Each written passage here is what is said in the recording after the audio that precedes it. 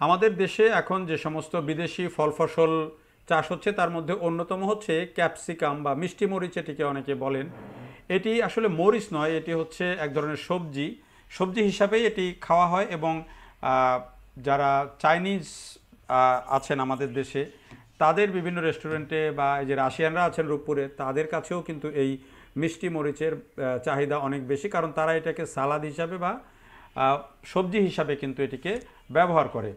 কিন্তু আমাদের দেশের মানুষ এখন পর্যন্ত এটিকে মরিচ হিসেবে জানে এবং এই মরিচ হিসেবে এটিকে খুব বেশি ব্যবহার এখন পর্যন্ত কেউ করতে রাজি না। ফলে এটি বাজারে যেই ধরনের চাহিদা তৈরি করার কথা, ঠিক সেই ধরনের যে এই সাধারণ মানুষের যে কিনে খাওয়া, সেই বিষয়টা কিন্তু এখন পর্যন্ত পুরোপুরি হয়ে ওঠেনি।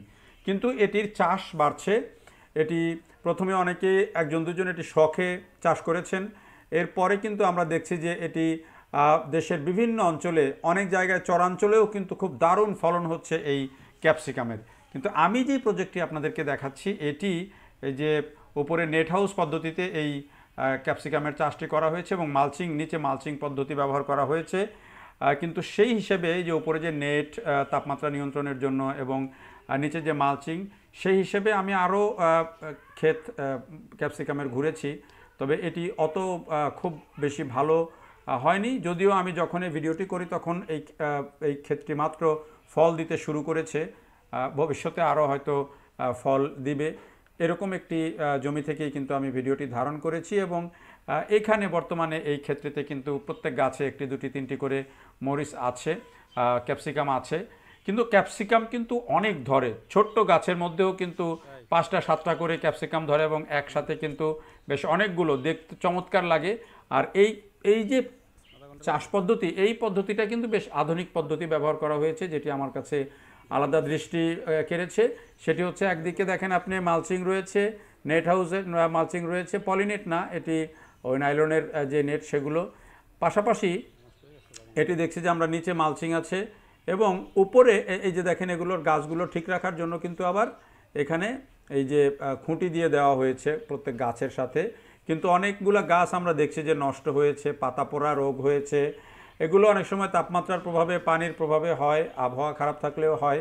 তো এগুলোর যদি পরিপূর্ণভাবে যত্ন নেওয়া যায় এবং এগুলো যদি ঠিকঠাক মতো গাছ ঠিক মতো হয়, তাহলে কিন্তু ক্যাপসিকাম বেশ লাভজনক। তবে একটা বিষয় সত্য, ক্যাপসিকাম বিক্রি করার জন্য আপনাকে উপযুক্ত জায়গা খুঁজে বের করতে হবে, নাইলে কিন্তু আপনি এই ফল চাষ করে বা এই ফসল চাষ করে খুব ভালো লাভ তুলতে পারবেন না, কারণ সাধারণ হাটবাজারে এগুলোর খুব বেশি চাহিদা নেই।